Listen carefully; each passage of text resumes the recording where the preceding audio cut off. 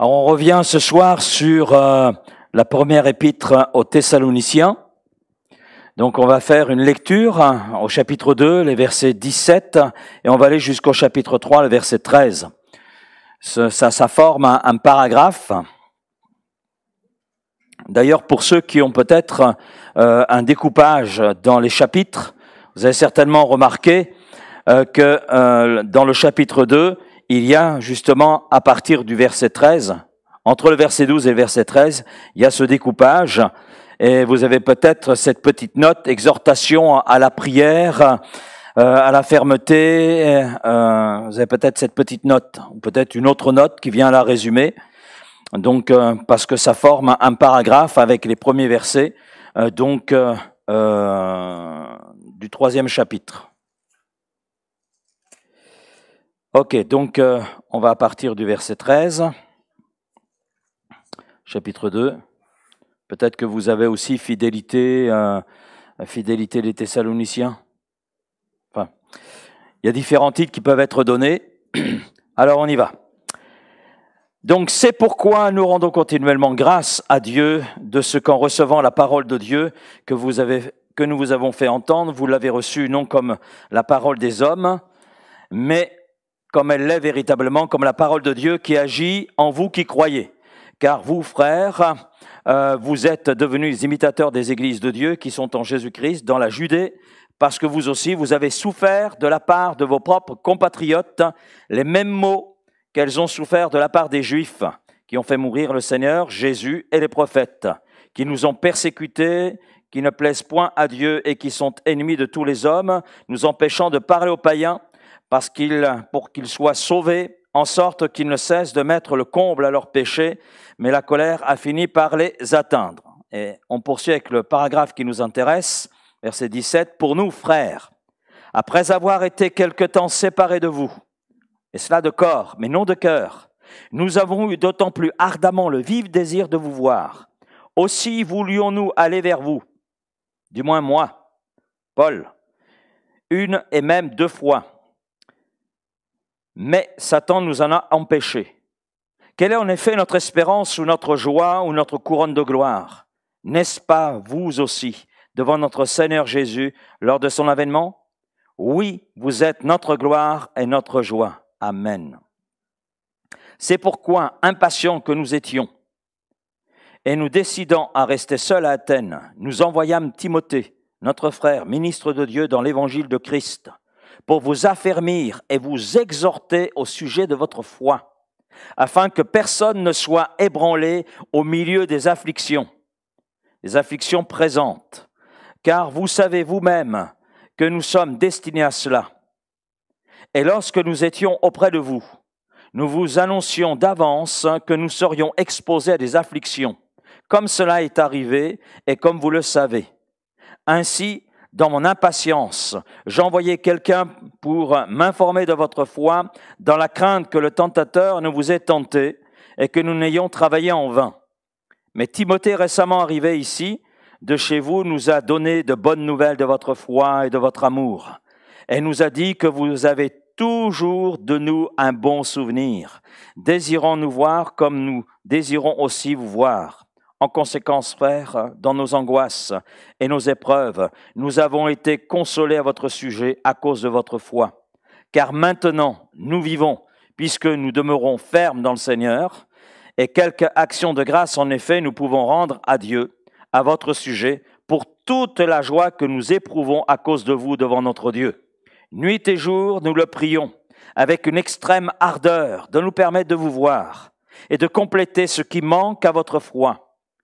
Que Dieu lui-même, notre Père et notre Seigneur Jésus aplanissent notre route pour que nous allions vers vous, et que le Seigneur fasse croître et abonder l'amour que vous avez les uns pour les autres, et pour tous, à l'exemple de celui que nous avons pour vous, qu'il affermisse vos cœurs pour qu'ils soient irréprochables dans la sainteté devant Dieu, notre Père, lors de l'avènement de notre Seigneur Jésus-Christ avec tous les saints. Amen. Ce paragraphe que nous avons lu, j'ai lu un petit peu le contexte immédiat pour que l'on puisse aller dans l'enchaînement de ce que nous avons vu la semaine dernière. La semaine dernière, on a vu la perspective de la parole de Dieu. Et ce soir, c'est la perspective en ce qui concerne la souffrance. Et lorsque nous parlons de souffrance, nous parlons de quoi? Les uns les autres, nous savons à différents degrés ce que signifie souffrir. Donc, ce que signifie la souffrance. Le fait de souffrir, d'éprouver une douleur qui peut être physique, qui peut être morale, qui peut aussi être spirituelle. À travers ma méditation pour ce soir, je me suis aperçu que l'OMS reconnaît la souffrance spirituelle. J'ai été étonné par cela. L'OMS reconnaît la souffrance spirituelle comme un des aspects de la souffrance globale. Donc, on voit que la souffrance, finalement, elle est multidimensionnelle. Elle peut être de différentes natures, physiques, sociales, psychologiques, spirituelles. On peut la connaître à différents degrés, différents moments de notre vie. Je dirais que la souffrance, elle appartient à la vie humaine. Depuis Éden, elle appartient à la vie humaine. C'est pour cela que l'apôtre Paul, si vous prenez une traduction du paragraphe que nous avons lu et qui nous concerne ce soir, si vous prenez une traduction plus moderne, par exemple Parole vivante, une traduction, on va dire, qui paraphrase quelque peu le texte biblique, l'apôtre Paul dit « La souffrance est votre lot ». C'est votre lot, dit-il aux Thessaloniciens. Comme pour dire, la souffrance, elle appartient à la vie humaine, à la vie ici-bas. Et la question que nous pouvons aussi nous poser, c'est dans quelle mesure gérons-nous la souffrance? Est-ce que l'on comprend le but finalement de l'endurance, de la persévérance à travers les épreuves, les difficultés, ce qui occasionne de la souffrance? Ce à quoi nous sommes confrontés et serons confrontés. Parce qu'il y a ce à quoi nous sommes confrontés aujourd'hui, il y a ce à quoi nous serons confrontés demain. Et rester fidèle à Dieu, rester fidèle à nos engagements pris avec Dieu, rester fidèle lorsque nous traversons des difficultés demande de l'endurance. On est d'accord là-dessus, je pense. Et cette endurance, elle est récompensée. Amen. Elle n'est pas sans finalité. Et mon premier point pour ce soir, c'est oser être différent. Alors, je ne veux pas revenir sur une prédication que j'ai déjà abordée lors d'un culte, mais c'est oser être différent parce que cela appartient à ce que l'apôtre Paul peut là exprimer. Il montre combien les Thessaloniciens, par rapport à la souffrance, par rapport à ce qu'ils vivent, sont différents du reste des hommes. Et nous sommes différents des restes des hommes. Regardez votre voisin et lui dites, tu es différent. Et moi aussi. Au cours de la dernière année du ministère de Jésus, Jésus a appelé la foule et puis il a pris aussi ses disciples à un moment donné à part et il leur a lancé un défi. Ce défi, vous l'avez là sous les yeux, je l'ai pris dans la Bible du Sommeur, c'est ce que signifie BDS. Et dans Marc chapitre 8, Jésus dit, là-dessus, Jésus appela la foule ainsi que ses disciples et leur dit, « Si quelqu'un veut me suivre, qu'il renonce à lui-même, qu'il se charge de sa croix et qu'il me suive. En effet, celui qui est préoccupé de sauver sa vie la perdra, mais celui qui perdra sa vie à cause de moi et de l'évangile, de cette bonne nouvelle de Jésus-Christ, eh bien, il la sauvera. » Et en fait, là, Jésus nous montre quoi? Eh bien, il nous montre que, en tant que disciples, il y a un défi qui est là devant nous, oser être différent du monde. Et Paul montre que les Thessaloniciens sont différents du reste du monde, parce qu'ils sont disciples de Jésus-Christ. Et en tant que disciples de Jésus-Christ, nous sommes différents du reste du monde. Plus tard, Paul a relevé ce défi. Il l'a vécu dans sa vie, et cela jusqu'au bout. Il lui dira, j'ai achevé la course, j'ai gardé la foi. Je suis resté ferme jusqu'au bout. Il a tout abandonné pour Christ.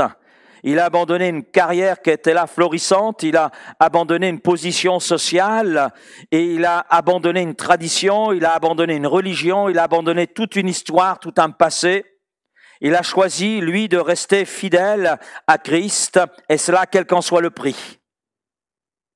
Et dans cette pensée-là, durant les 3 semaines, et je trouve cela extraordinaire, durant les 3 semaines qu'il est resté avec les chrétiens de Thessalonique, il a modelé ce modèle.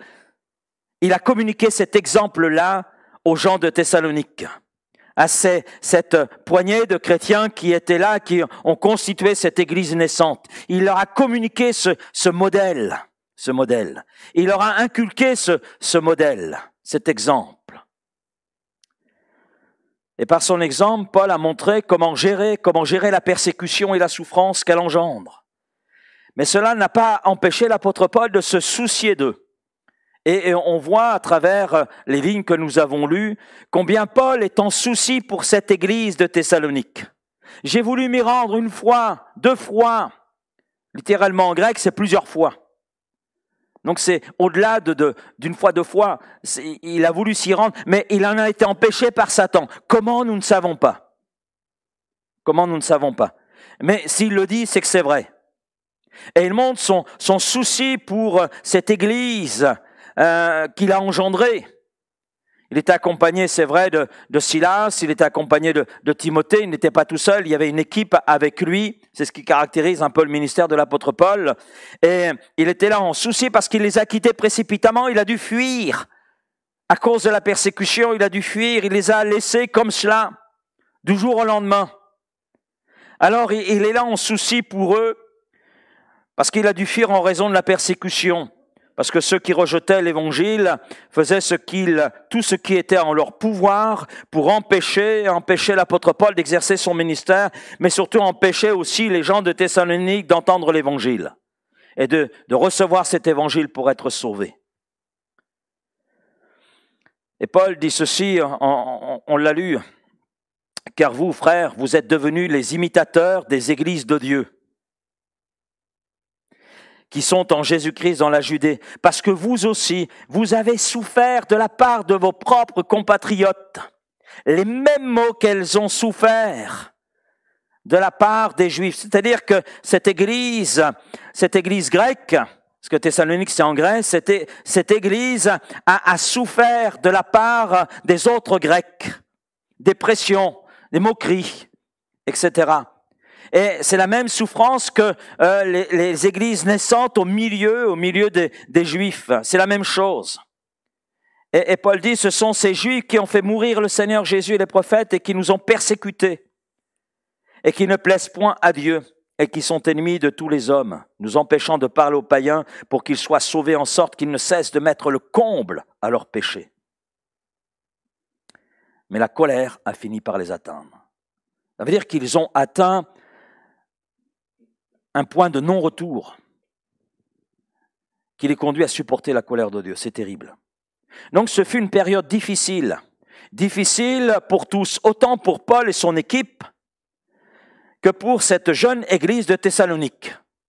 Pour les deux, ça a été là difficile. Et on regarde un petit peu au cours des 2000 dernières années, de nombreux chrétiens sont là persécutés, ont été et sont et seront persécutés. Parce qu'ils ont choisi de rester fidèles à Dieu, rester fidèles à Jésus, et cela quel qu'en soit le prix. Et rester fidèle dans la souffrance, quel qu'en soit le prix, ça demande de la résistance, ça demande de l'endurance, de la persistance. Et j'en arrive à ce deuxième point. Rester fidèle demande de l'endurance. Et dans ce deuxième point, nous sommes tous confrontés à des problèmes qui occasionnent de la souffrance à différents degrés. En 2 Corinthiens, chapitre 4, verset 17, l'apôtre Paul dit ceci, « Car nos légères afflictions,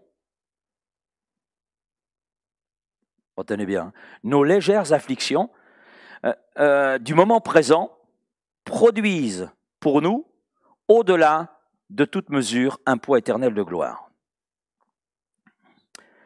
Le mot traduit par affliction ici est un mot qui signifie aussi oppression, tribulation, difficulté, détresse, tourment. Le sens du mot que l'apôtre Paul utilise, et Paul écrit sous l'inspiration du Saint-Esprit, donc je crois que chaque mot est inspiré de Dieu, sont choisis par Dieu, et là Paul utilise un mot c'est vrai qui a une consonance très vaste, qui fait part de douleurs qui sont très larges, de souffrances qui sont très larges. Mais il y a une image derrière le mot que l'apôtre Paul utilise ici. Une image qui est celle-ci, c'est celle d'une grappe de raisin que l'on presse le plus fort possible pour en extraire le jus. C'est ça l'image qu'il utilise.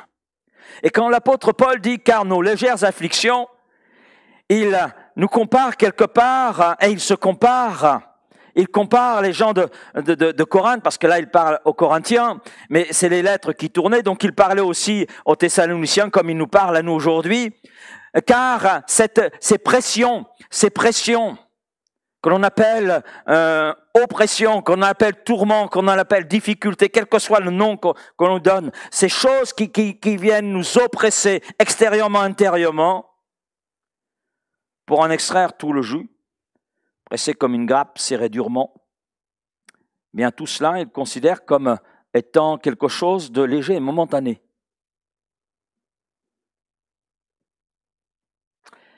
En plus, quand je lis le livre des Actes des Apôtres, et pour vous qui êtes là ce soir, vous connaissez le livre des Actes des Apôtres, et quand on poursuit la lecture avec les épîtres de Paul, nous pouvons voir tout ce qui est arrivé à Paul au fil des années, parce qu'on suit son parcours. À partir d'Acte 9, on suit tout le parcours de Paul, et puis quand on lit les épîtres, eh bien, on voit ce qu'il a souffert, on voit ce qu'il a dû supporter. Et Paul également parle d'une souffrance pour laquelle il a prié à 3 reprises et dont la réponse a été celle-ci de la part de Dieu, « Ma grâce te suffit car ma puissance eh bien, t'est donnée dans la mesure de ta faiblesse. » Waouh. Et Paul a connu passage à tabac, il a connu les naufrages, il a connu des emprisonnements, il a connu poursuite, il a connu la faim, il a connu la trahison de gens qui se disaient chrétiens mais qui ne l'étaient pas réellement, ce qu'il appelle les faux frères, et il a dû supporter des accusations injustes, etc. Il a même été laissé pour mort. Et là, l'apôtre Paul est en train de dire « car nos légères afflictions », parce qu'il met les siennes, donc il s'inclut. Nos légères afflictions du moment présent produisent pour nous, au-delà de toute mesure, un poids éternel de gloire. Waouh! Pourrions-nous exprimer les choses comme Paul le fait?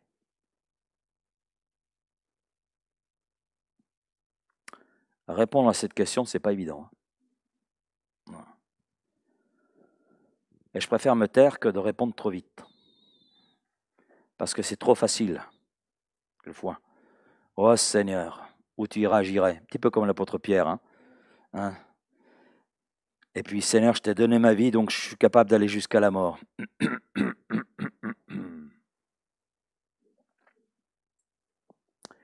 Nous sommes certainement, et c'est sûr, à l'image de Dieu. Et même si cette image a été abîmée par le péché, néanmoins, il y a une part de cette image qui demeure. Mais je crois aussi que nous ressemblons à Pierre. On s'y retrouve quelque part. Jésus a dit à ses disciples qu'il rencontrerait des problèmes dans ce monde. Il est donc question de souffrance, il est donc question de douleur. Et ce qu'il a dit à ses disciples hier demeure vrai pour ses disciples aujourd'hui. Jean 16, verset 33. « Je vous ai dit ces choses afin que vous ayez la paix en moi. » On aime cette parole, hein? Amen. Là, il y a un point et il y a une suite. Vous aurez des tribulations dans le monde. Aïe. On est averti, hein? Mais prenez courage, j'ai vaincu le monde. Que nous ayons des épreuves, des difficultés, que nous connaissions la souffrance, à un degré ou à un autre, ce n'est pas quelque chose d'exceptionnel. Ces choses appartiennent à la vie sur cette terre. Peu importe le lieu géographique, peu importe le compte en banque, la position sociale, etc., la souffrance fait partie de la vie humaine depuis la désobéissance de l'homme dans le jardin d'Éden. Ça appartient à la vie humaine. Et ce qu'il y a en plus pour les disciples de Jésus-Christ, ce sont les souffrances liées à l'opposition que nous rencontrons en raison de notre foi. Parce que nous sommes dans un monde qui est gangréné par le péché et dont Satan est le prince. C'est clairement exprimé. La Bible est claire sur le sujet. Elle ne nous cache rien. Dieu ne nous cache rien. Il nous fait croire qu'il y a plein de secrets. Non, il y a des choses que l'on ne connaît pas encore parce qu'on n'a pas la maturité suffisante pour les connaître, mais Dieu nous a tout révélé. Tout ce qu'il était nécessaire de connaître, de savoir, est consigné dans cette parole. Et là. Et en cela, on n'a pas besoin de tradition, on n'a pas besoin d'autre chose, on a juste besoin de ce que Dieu dit. Dieu dit. Dieu a parlé. Et il n'y a rien à rajouter, à retrancher à ce que Dieu nous dit à travers sa parole. Tout est là. Tout ce qu'il est essentiel de connaître. Il est vrai qu'en ce 21e siècle, des hommes et des femmes, des enfants aussi, meurent à cause de leur foi. Je dirais que la foi, c'est un lieu de joie. Amen. C'est un lieu de joie. La foi, c'est un lieu de relation, parce que la foi est avant tout une relation. Donc c'est un lieu de relation. Mais la foi est également un lieu d'épreuve et de souffrance. Un lieu d'épreuve et de souffrance. Vous avez des chrétiens qui sont déçus lorsqu'ils rencontrent des difficultés, des épreuves, parce qu'ils s'imaginent qu'avoir foi en Jésus-Christ, ça y est, c'est le tapis rouge qui est déroulé, c'est fini, plus d'épreuves, j'en ai fini avec le péché. Il y a aujourd'hui de tels enseignements, mais ça c'est des hérésies. C'est se moquer de la grâce de Dieu. Et c'est tromper les hommes. Plus de 365 millions de chrétiens au sens large du terme dans le monde souffrent de persécution. La persécution des chrétiens a doublé en 30 ans. Nous avons fêté Noël. On a même mangé la bûche.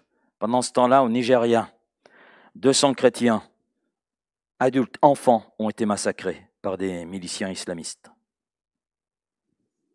Ça, c'est la réalité dans laquelle nous sommes. Alors, il y a ce qui est la souffrance, oui.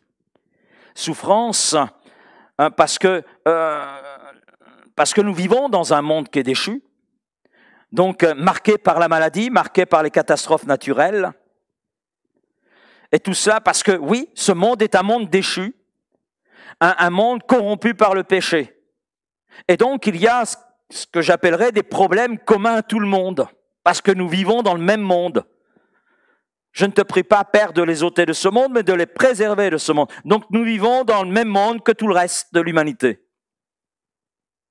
Donc, on peut être victime de ce qui agite notre humanité, de sa violence, des catastrophes qui sont là, et cela occasionne de la souffrance. Mais il y a d'autres problèmes, comme la persécution, je viens de l'exprimer, et le rejet, qui sont liés au fait d'être enfant de Dieu. Vivant dans un monde incrédule et rejetant Dieu et sa parole écrite, et de plus en plus, il y a un rejet de Dieu. De plus en plus.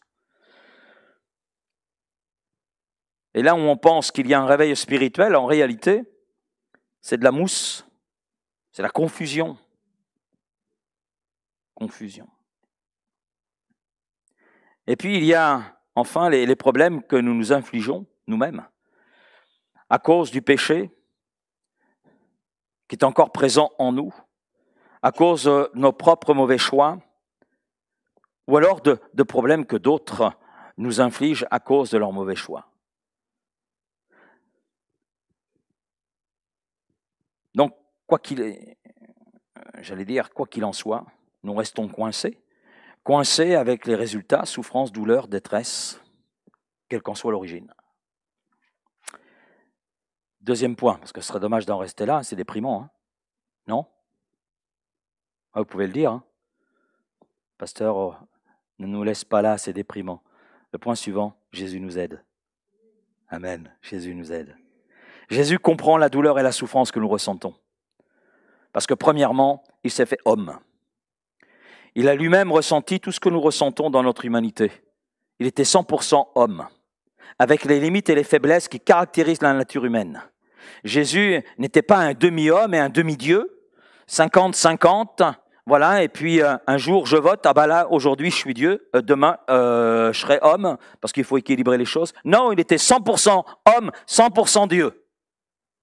Jésus a eu faim parce qu'il était pleinement homme. Jésus a eu soif parce qu'il était pleinement homme. Jésus a été fatigué. Jésus a éprouvé l'angoisse à Gethsémane.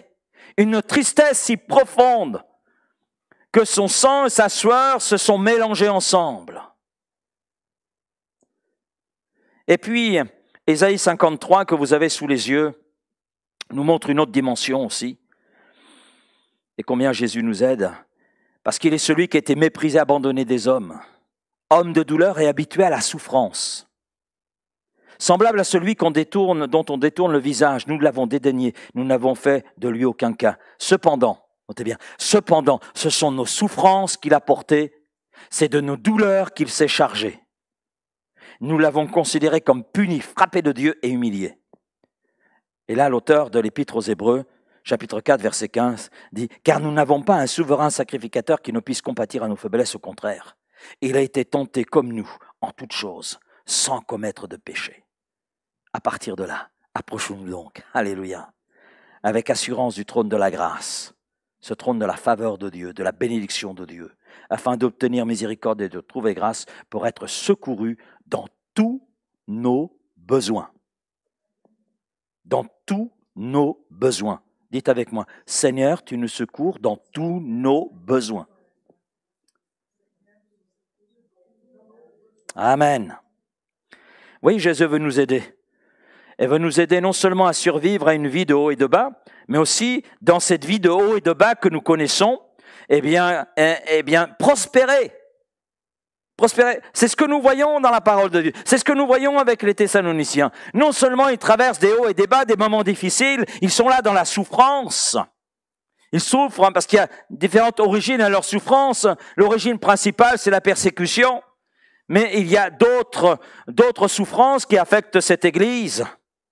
Il y a certainement des gens malades, des gens avec des problèmes familiaux.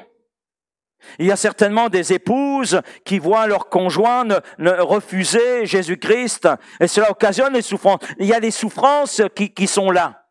Mais dans ce qu'ils traversent, nous voyons une Église qui prospère. Amen. Une Église qui prospère. Et pour cela, vous et moi, nous avons besoin de quelque chose qui s'appelle l'endurance. Quelque chose que Jésus avait et qui, selon la Bible, est bon pour nous. Mais l'endurance, ça ne s'apprend que lorsque notre confort est mis à l'épreuve. Donc j'en arrive au troisième point, l'endurance biblique. La Bible nous enseigne que l'endurance est nécessaire pour vivre cette vie et rester fidèle à Dieu quoi qu'il arrive. Vous avez le texte sous les yeux. Mais qui aura persévéré jusqu'à la fin, celui-là sera sauvé. On a tous une idée de ce qu'est l'endurance. Dans notre culture, nous organisons des courses d'endurance. Il y a même aussi des tests d'endurance. Et l'endurance biblique, ça va plus loin que cela. Et Paul en parle aux Thessaloniciens. 2 Thessaloniciens, chapitre 1er, verset 4. Déjà abordé ce verset, j'y reviens. Aussi, nous glorifions-nous de vous dans les églises de Dieu à cause de votre persévérance et de votre foi au milieu de toutes vos persécutions et des tribulations que vous avez à supporter. Ils ont leur lot, les Thessaloniciens. Et Paul est là, bénissant Dieu, parce qu'il a affaire à des gens qui tiennent ferme. Et des gens qui prospèrent sur un plan individuel et prospèrent sur un plan communautaire.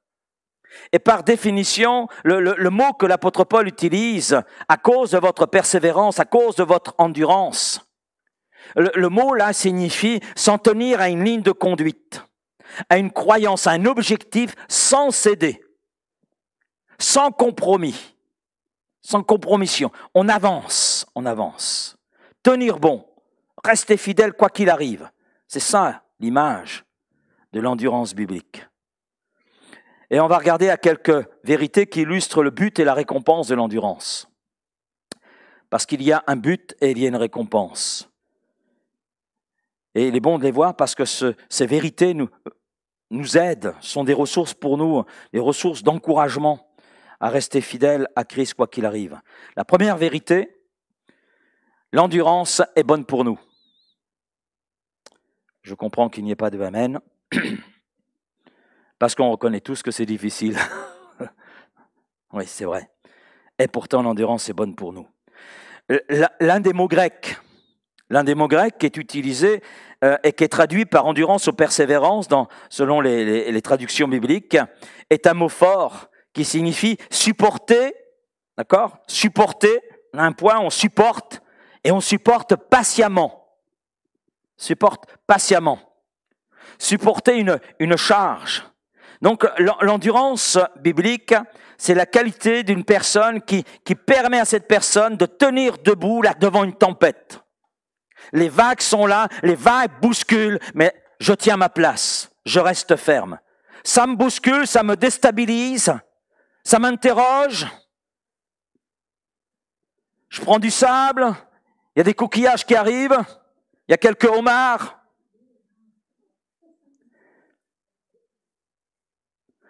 Mais je reste ferme. Et l'endurance est bonne pour nous. Cela nous apprend à résister face à un fardeau à long terme qui nous écraserait si on ne résistait pas. Et là, j'en arrive, deuxième vérité. L'endurance nous rend plus forts. L'endurance nous rend plus forts. Et c'est là l'un des buts de Dieu pour nous. Dieu nous dit, écoute, l'endurance, c'est bon pour toi, c'est bon pour ta vie. Mais Dieu nous dit, l'endurance te rend aussi plus fort. En mettant cela sur un papier, j'ai pensé à l'huître perlière. L'huître perlière. L'huître, hein, il y a ceux qui aiment les huîtres, ceux qui n'aiment pas. Voilà. Moi, j'aimerais bien s'il y avait beaucoup de perles. Non, pas vous ? Voilà. Mais, comment se forme la perle ?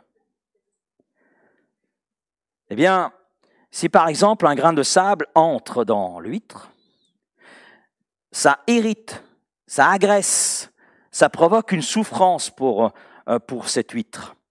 Et l'huître va entourer ce qui l'irrite, elle va l'entourer de quelque chose qui est doux, qui va apaiser sa souffrance.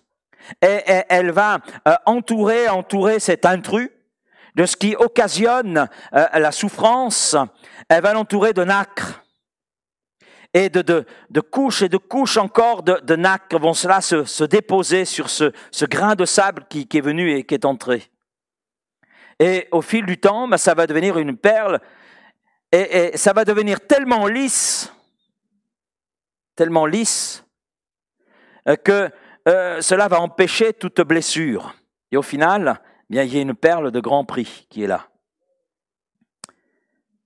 Mais en fait, l'huître doit endurer pendant des jours, des semaines et des mois la souffrance.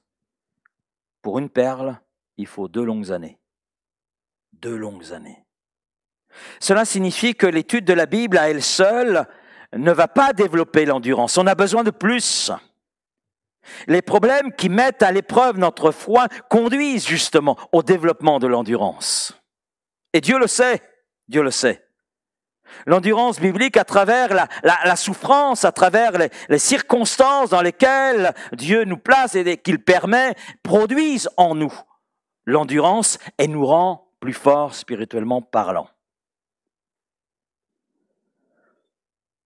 La troisième vérité, c'est que l'endurance est nécessaire pour grandir vers la maturité.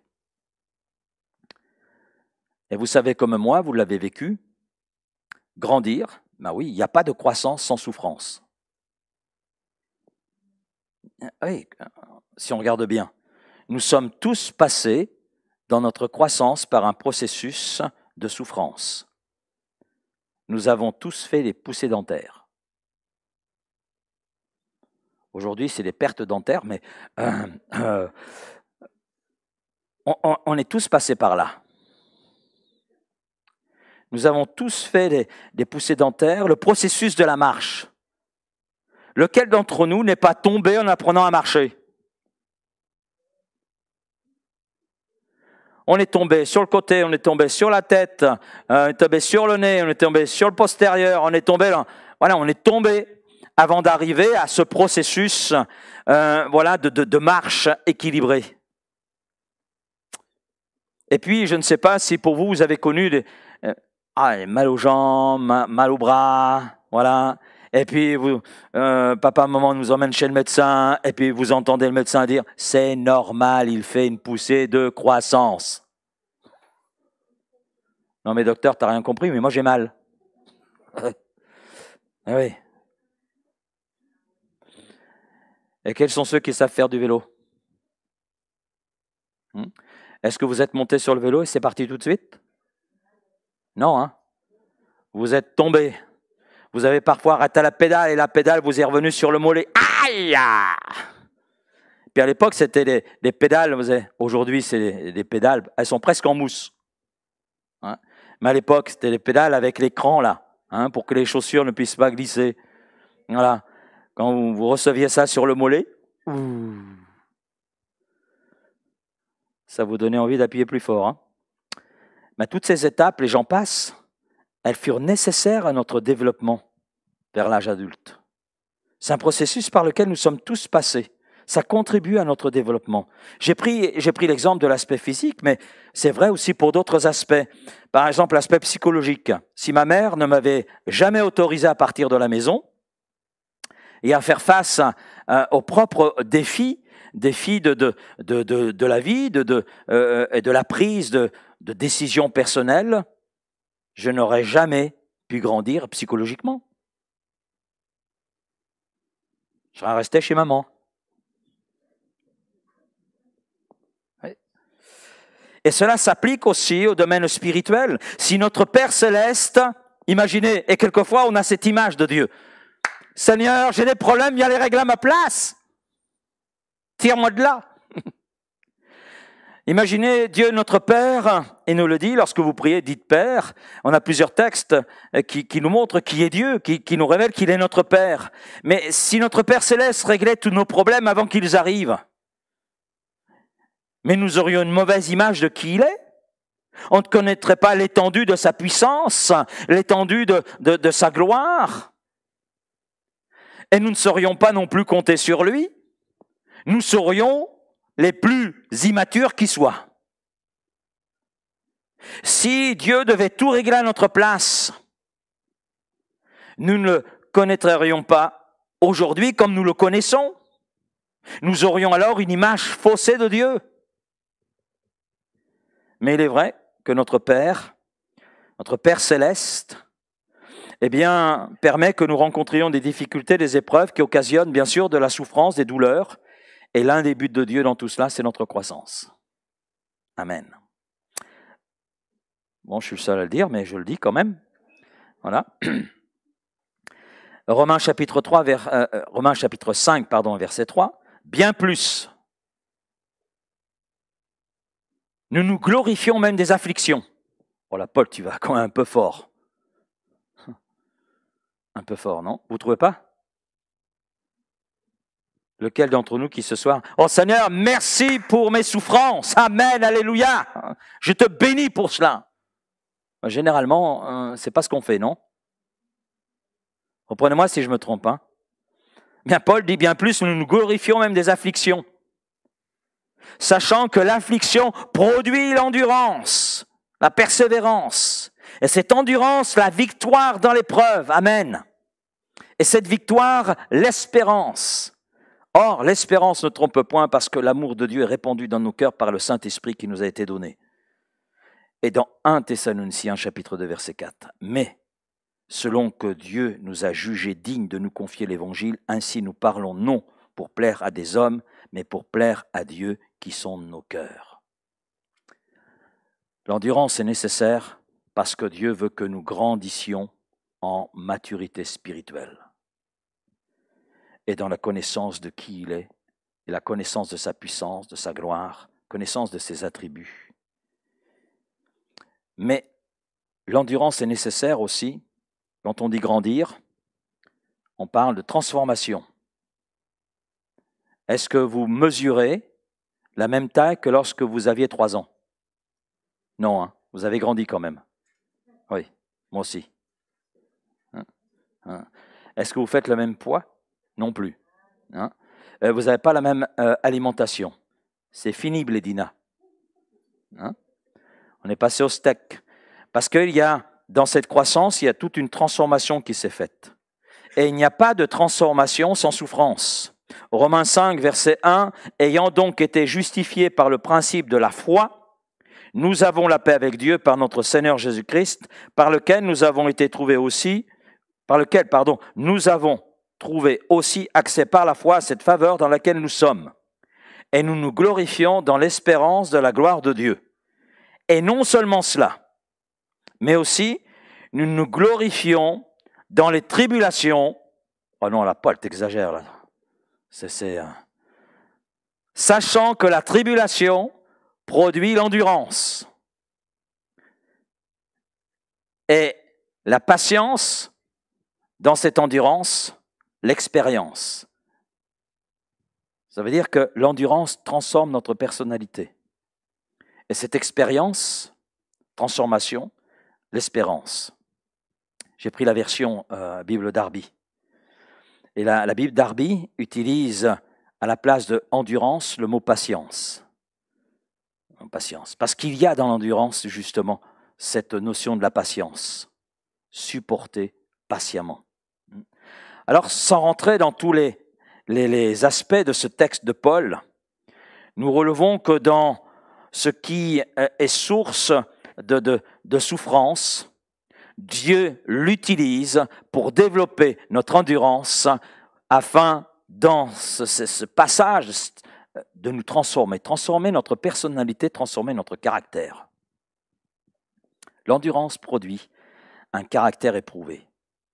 Et c'est ce qui s'est produit chez les Thessaloniciens. À travers tout ce qu'ils ont traversé, ils ont exprimé une endurance qui les a conduits à connaître une croissance spirituelle qui réjouit le cœur de l'apôtre Paul, et Paul, glorifie Dieu pour cela, mais a produit en eux aussi une transformation de leur caractère, faisant que cette église de Thessalonique est devenue un modèle pour les églises d'Asie mineure. Et non seulement un modèle, mais aussi une source d'encouragement pour Paul, comme pour les églises d'Asie mineure. Et nous pouvons nous poser la question, oui, tout cela est bien, mais où est Dieu?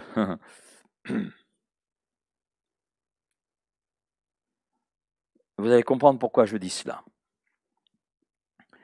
Parce que bien souvent, quand on est dans la difficulté, on utilise un texte. Dieu ne nous éprouve jamais au-delà de ce que nous pouvons supporter. Vous connaissez ce passage, hein? D'accord? Voilà. Alors c'est vrai, Dieu n'a pas laissé les Thessaloniciens, il ne les a pas abandonnés, loin de là. Et Paul le dit, en conséquence, frères, au milieu de toutes nos calamités et de nos tribulations, nous avons été consolés à votre sujet, à cause de votre foi. À cause de votre foi, cette endurance qui a été la vôtre dans toutes ces épreuves qui vous ont submergé, elles ont été source de consolation pour moi, dit Paul, mais aussi pour nous, c'est-à-dire mes compagnons, mais aussi pour les églises d'ailleurs. Car maintenant nous vivons, puis nous demeurons fermes dans le Seigneur, et c'est ce que vous nous avez communiqué. Dieu a donné la force d'endurer les épreuves, les persécutions auxquelles ces frères et sœurs de Thessalonique ont été confrontés. Ils ont dû faire face à leur rejet de leurs propres compatriotes. Et cela a produit un caractère spirituel, cela a produit un caractère moral reconnaissable par tous. Dieu les a fortifiés afin qu'ils puissent devenir fermes dans le Seigneur malgré les grandes souffrances qu'ils ont connues. Et ils sont devenus matures. Et je me dis, Seigneur, c'est extraordinaire. Et quel exemple! Paul n'est resté que 3 semaines. Il n'est resté que 3 semaines. Il a quitté cette église, cette poignée d'hommes et de femmes qu'il a enseigné pendant 3 semaines. Et ces hommes et femmes ont fait preuve dans les épreuves, les difficultés, d'une endurance qui est un modèle un modèle. Et cette endurance a produit des fruits qui conduisent Paul à glorifier Dieu. Waouh! Waouh! Et le but de Dieu était qu'il devienne mature et complet, et c'est le but de Dieu aussi pour nous.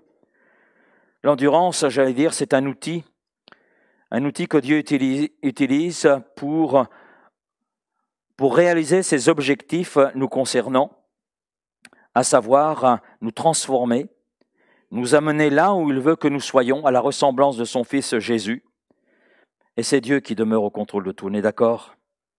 Avec les Thessaloniciens, Dieu poursuivait un but, et en poursuivant, il poursuit le même but avec nous comme avec l'Église locale. Amen. Parce que ce n'est pas simplement avec l'Église de Thessalonique, mais c'est avec chacune des composantes de cette Église. Elle poursuivait un but. Le but était différent pour chacun. Mais le but, au final, c'était qu'il soit mature, complet. Et j'en arrive à cette quatrième vérité. L'endurance nous apprend à dépendre de Dieu plus que de nous-mêmes. Et c'est ce qui se passe chez les Thessaloniciens. Lorsque Paul écrit, 1 Thessaloniciens chapitre 3 verset 7, « En conséquence, frères, au milieu de toutes nos calamités et de nos tribulations, nous avons été consolés à votre sujet à cause de votre foi, car maintenant nous vivons puisque vous demeurez fermes dans le Seigneur. » Paul est en train de dire aux Thessaloniciens, vous avez appris dans tout ce que vous avez enduré à dépendre de Dieu. Vous avez appris non seulement à le connaître, à grandir, à devenir mature, mais vous avez appris à dépendre de lui. Au milieu des souffrances que la persécution, que les tribulations ont suscité, vous avez appris à dépendre de Dieu. Et quand on regarde le témoignage de l'apôtre Paul, parce que l'apôtre Paul sait de quoi il parle, c'est aussi vrai pour lui. Paul est au centre de la volonté de Dieu. S'il y a un homme duquel on peut dire, mais c'est un homme qui avait réellement un appel de Dieu, amen, c'est un homme qui cherchait la volonté de Dieu et qui accomplissait la volonté de Dieu avec passion, avec obéissance, qui faisait tout ce que Dieu lui demandait de faire. Et Paul pourra dire, 2 Corinthiens chapitre 1 verset 8, et c'est un texte que je trouve extraordinaire, mais aussi dérangeant, vous allez comprendre. Nous ne voulons pas en effet vous laisser ignorer, frères et sœurs, au sujet de la tribulation qui nous est survenue en Asie. Écoutez bien, que nous avons été excessivement accablés, au-delà de nos forces, de telle sorte que nous désespérions même de conserver la vie. D'accord? Ça veut dire que Paul et ses compagnons ont été soumis à une pression énorme qui nous est difficile d'imaginer. Et c'est allé au-delà de leur capacité, au-delà de ce qu'ils pouvaient supporter. Vous allez dire, mais que je contredis la parole de Dieu, puisqu'il est dit que Dieu ne nous éprouve jamais au-delà de nos forces. Mais il faut bien comprendre ce que ça signifie. Je crois qu'on n'a pas toujours une bonne compréhension de ce que Dieu dit dans sa parole, concernant ce verset tout particulièrement. Parce que Paul est en train de nous dire, et c'est le même Paul qui a dit « Dieu ne nous éprouve pas au-delà de nos forces », c'est ce même Paul qui peut dire que nous avons été excessivement accablés. On comprend ce que ça veut dire, excessivement? Ça veut dire que ça déborde. On ne peut plus faire face, on ne contrôle plus rien. Excessivement accablés. Au-delà de nos forces. Donc il insiste bien, il montre bien les choses. Ne se trompe pas sur les termes. De telle sorte que nous désespérions. Oh Paul, toi qui es le modèle de foi. Non, t'en es pas arrivé là, c'est pas possible, pas toi. Eh bien si. De telle sorte que nous désespérions. En plus, Paul dit, je n'étais pas le seul, puisqu'il utilise un nous. Nous désespérions même de conserver la vie. Ce qui veut dire que Dieu, écoutez bien ce que je vais dire, Dieu permet plus que ce que nous pouvons gérer par nous-mêmes. Parce que regardez les mots que l'apôtre Paul utilise. Et cela dans le verset suivant. Dans le verset suivant. Et nous regardions comme certains sûr, certain, notre arrêt de mort. Et la suite, afin de ne pas placer notre confiance en nous-mêmes et de la placer en Dieu qui ressuscite les morts. Waouh! Wow.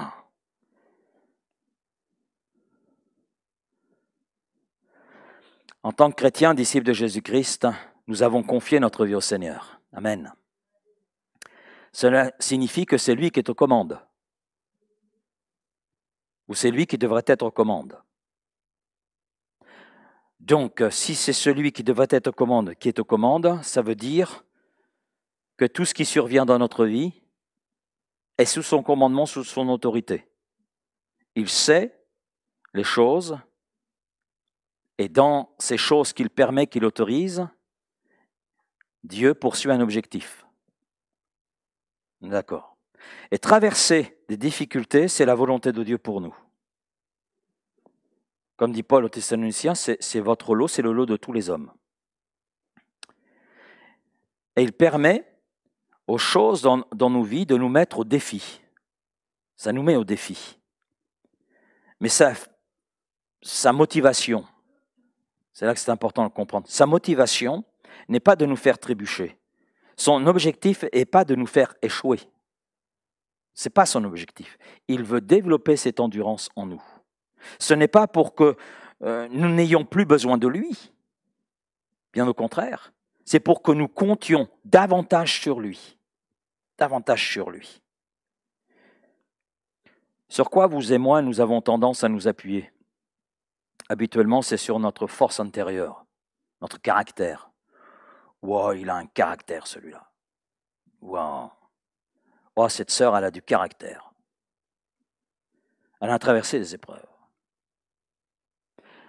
On place habituellement aussi notre foi sur nos expériences de vie, nos compétences, notre savoir-faire, notre propre logique aussi, et puis notre compréhension de certains textes de la parole de Dieu. Paul avait beaucoup d'expérience. Paul, pour savoir comment se sortir d'une situation désordonnée ou douloureuse, il savait comment faire. Paul était un homme d'expérience, il a acquis une expérience. Mais après toutes les années qu'il a passées à marcher avec Dieu, à le servir, Dieu n'en avait pas fini avec lui, amen. Jusqu'au bout, il a appris de Dieu, jusqu'au bout, Dieu l'a transformé afin de le faire entrer dans la gloire. Et Dieu voulait que Paul compte sur lui plutôt que sur ses propres découvertes, ses propres expériences, sa propre logique. C'est pourquoi Dieu a permis d'imposer à Paul quelque chose que lui était incapable de gérer. Ce même Paul qui a dit « Dieu ne nous éprouve pas au-delà de nos forces », ce même Paul dit ceci, 2 Corinthiens 12, verset 8, « 3 fois j'ai prié le Seigneur, 3 fois. J'ai prié le Seigneur d'éloigner de moi cette écharde. Et il m'a dit, ma grâce te suffit, car ma puissance s'accomplit dans ta faiblesse, Paul. Et je me glorifierai donc bien plus volontiers de mes faiblesses, dit Paul, afin que la puissance de Christ repose sur moi. » Waouh! Il avait une bonne connaissance de qui il était.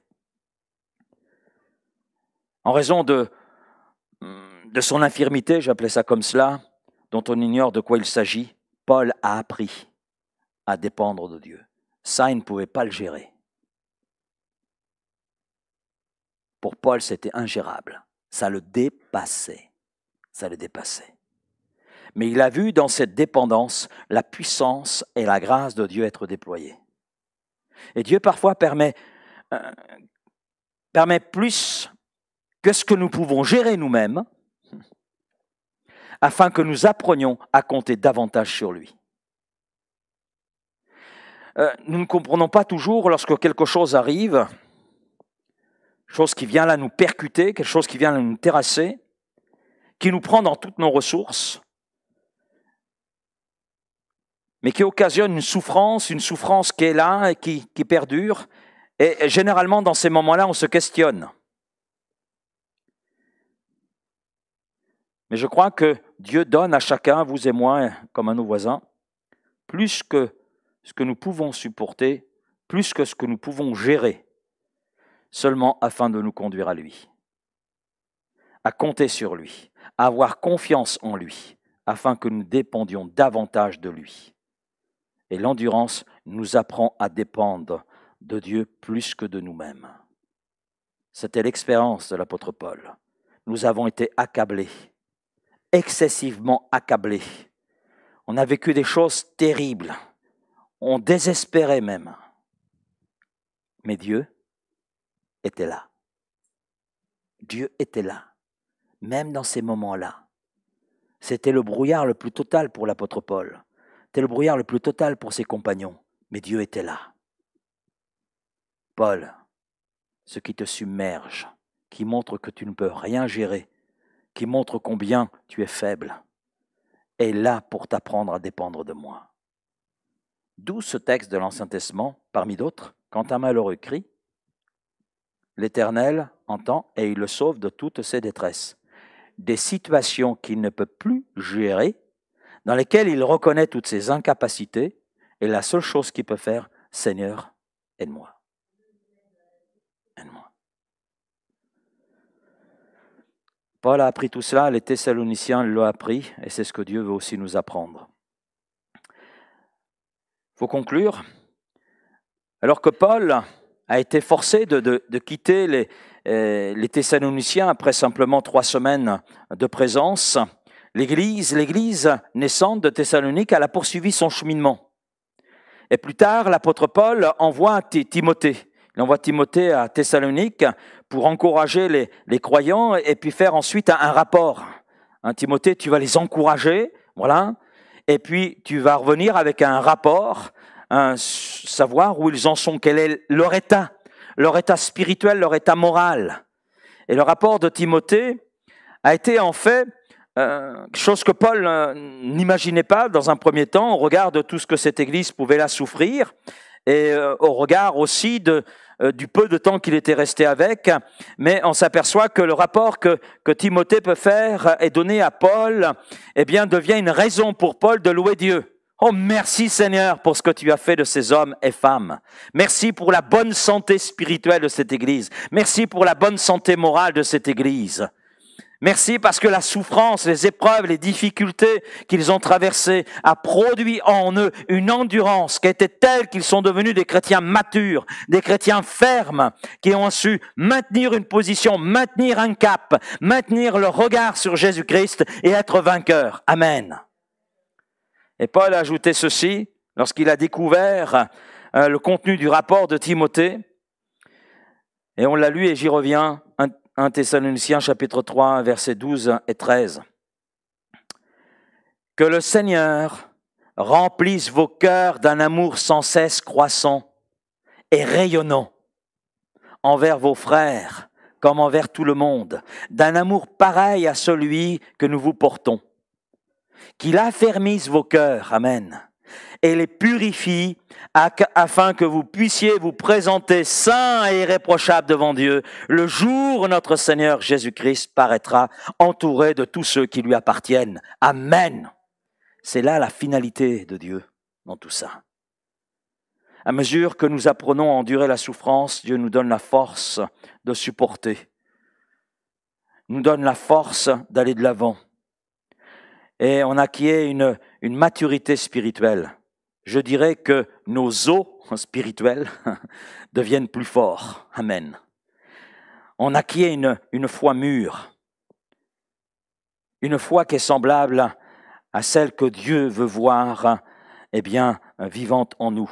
On acquiert de la sagesse. On apprend à rejeter toutes les influences qui veulent nous corrompre, toutes ces influences vaines qui ne servent à rien. Nous recevons la force du Seigneur sur nous et nous dépendons de lui plus que de nous-mêmes. Et nous arrivons à aimer ceux qui entendent l'Évangile et croient en Jésus-Christ grâce à notre témoignage. Et nous voyons alors combien Dieu est digne de confiance. Amen. Dieu est un Père qui nous aime, mais qui a aussi des plans pour nous. Et ces plans, eh bien, sont marqués de haut et de bas. Mais Dieu reste ce qu'il est, et reste avec les objectifs qui étaient ceux qu'il pouvait avoir pour les Thessaloniciens, ceux qu'il pouvait avoir pour Paul. Il n'y a pas de changement en Dieu. Pas de changement. Ce par quoi Paul est passé ce par quoi les compagnons de Paul sont passés, ce par quoi les Thessaloniciens sont passés, c'est ce par quoi Dieu fait passer son Église et fait passer ses enfants. Et Dieu poursuit le même but. Et il prépare quelque chose de glorieux, comme Paul le dit, afin que vous soyez saints. Amen. Irréprochables devant Dieu, au jour où notre Seigneur Jésus-Christ paraîtra entouré de tous ceux qui lui appartiennent. Ça, c'est la finalité. Et nous voulons l'atteindre. Et il n'y a pas 36 chemins. Le chemin est étroit et resserré. Et c'est Christ le chemin. Amen. Merci Père pour ta parole ce soir, pour cette étude que l'on a abordée ensemble, ce sujet qui n'est pas évident, Seigneur. Pour le reconnaître, aucun d'entre nous n'aime souffrir. Nous n'aimons pas la souffrance. Nous n'aimons pas les épreuves, les difficultés. Et pourtant, Seigneur, tu permets ces choses, qu'elles arrivent, déjà parce qu'elles appartiennent à la vie dans ce monde. Mais Seigneur, il y a d'autres difficultés qui surviennent, que tu autorises, parce que dans tout cela, Seigneur, tu poursuis un but, un plan. On ne le comprend pas toujours, on ne le voit pas toujours. Mais Seigneur, une chose est certaine, c'est que la finalité, elle est là. Oui, Seigneur, la récompense de l'endurance, elle est là. Que nous soyons saints, irréprochables, devant notre Dieu, pour le jour où Christ apparaîtra, entouré de tous ceux qui lui appartiennent. Alors Seigneur, merci pour ce but final dans lequel tu veux nous faire entrer. La gloire, Seigneur, c'est ce que tu nous réserves. Alors c'est sûr, il y a un chemin, il y a un itinéraire différent les uns pour les autres, Seigneur. Mais Seigneur, dans ce chemin, merci parce que tu nous assures de ta présence. Merci parce que tu nous assures de la manifestation de ta grâce. Comme tu l'as dit à l'apôtre Paul, ma grâce te suffit, Paul. Ma grâce te suffit. Parce que ma puissance s'accomplit lorsque toi, tu réalises combien tu es faible. Et Seigneur, c'est vrai aussi pour nous. C'est vrai aussi pour nous. Et c'est pas quand tout va bien que nous apprenons ces choses, Seigneur. Ça, c'est évident. Mais c'est quand nous traversons la vallée des pleurs, la vallée des difficultés, la vallée de l'épreuve, la vallée de l'affliction, lorsque nous sommes accablés. Et on peut, comme Paul, être accablés de façon excessive.